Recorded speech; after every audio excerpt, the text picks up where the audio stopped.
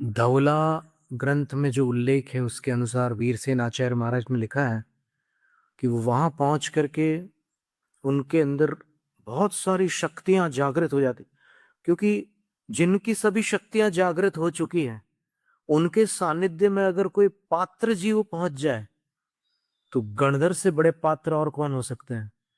तो गणधर की पात्रता वाले जब इंद्रभूति गौतम वहां उनके चरण मूल में पहुंचते हैं तो उनकी शक्तियां जागृत हो जाती हैं, और उनकी शक्तियां जब जागृत होती हैं तब वो दीक्षा लेते हैं, रिद्धियों को प्राप्त करते हैं और प्रथम गणधर के पद को धारण करते हैं।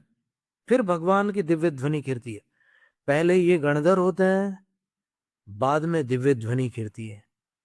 किन्हीं ग्रंथों में थोड़ा भिन्न वर्णन भी मिलता है, लेकिन धवल ग्रंथ में ये स्पष्ट वर्णन है कि पहले वो गणधर होते हैं, बाद में भगवान की दिव्य ध्वनि होती है। प्रश्न बहुत लोग पूछते हैं कि उनके आने के बाद दिव्य ध्वनि खिरी या उनकी दीक्षा के बाद खिरी।